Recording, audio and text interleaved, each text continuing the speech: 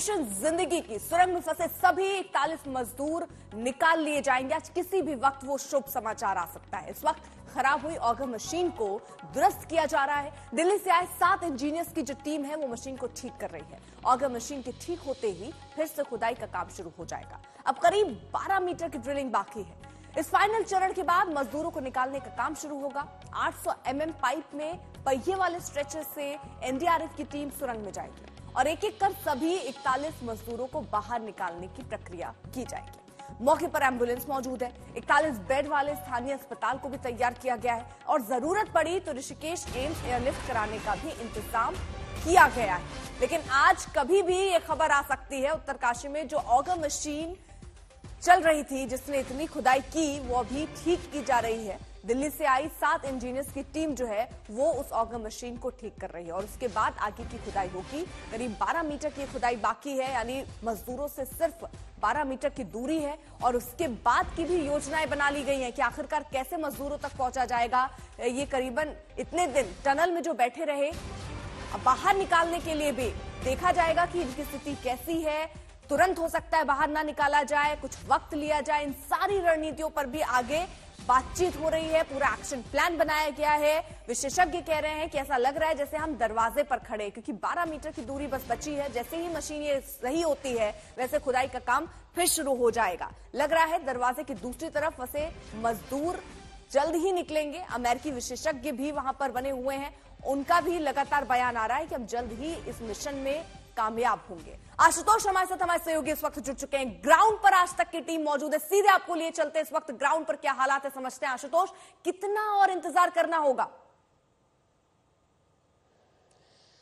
ये इंतजार आज शाम तक खत्म हो जाएगा और अगर हम सही समझ रहे हैं तो इस समय जो रिपेयरिंग का काम है, शायद ऑगर मशीनों की बस हम औपचारिक जवाब का इंतजार कर रहे हैं कि क्या उसने अपनी फंक्शनिंग शुरू कर दी है। क्योंकि अगर ये हो गया तो ड्रिलिंग वेल्डिंग बाकी सब में बहुत ज्यादा समय लगेगा नहीं, सब तैयारियां पहले ही हैं।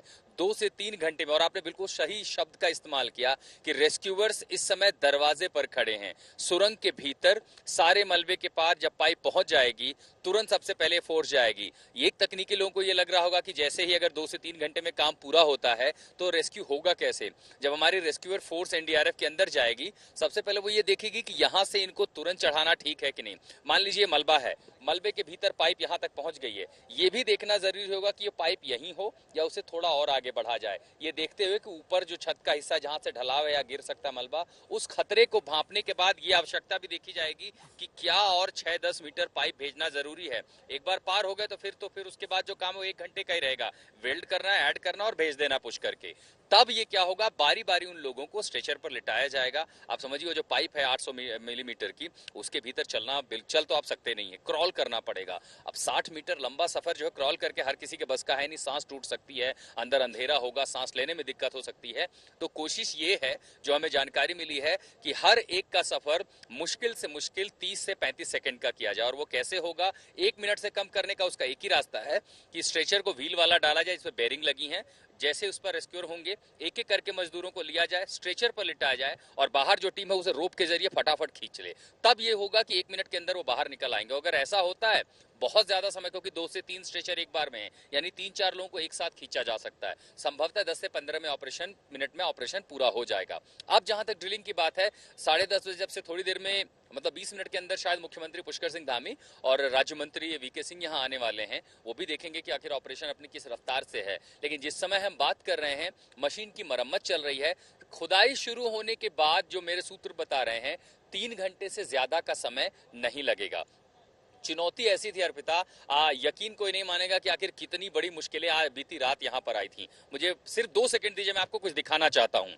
दरअसल बीती रात को जब मलबा कटा, अब आप समझिए कि पहाड़ जब सुरंग बनती है तो आपको उसको लोहे की चादरों से सपोर्ट देना होता है, उसे आर्च कहते हैं। उसके ऊपर क्या लगता है, ये जो आप देख रहे हैं लोहे की छड़ी, ये 30 मिलीमीटर की है, इससे भी मोटी छड़ें होती है, इनका जाल होता है। क्यों? क्योंकि पूरे पहाड़ के मलबे को उस सुरंग के ऊपर रोकना होता है। जब आप उसे रोकते हैं तो इस तरह के सरिया लगते हैं, फिर इसमें सीमेंट कंक्रीट किया जाता है ताकि वो सपोर्ट करे, आर्च लगा करके सपोर्ट किया जाता है। जब पूरा पहाड़ गिरा तो ये जो सरिया का जाल था ये भी पूरा मलबे के नीचे आ गया और जब ड्रिल मशीन जा रही है तो दरअसल वो इससे टकराई और इससे टकराने के बाद वो काम नहीं कर पाई। तब क्या हुआ, 1:45 बजे रात को एनडीआरएफ की टीम जो है गैस कटर और ब्लेड, उसको एब्रेसिव ब्लेड कहते हैं, ये सब लेकर के अंदर गए थे।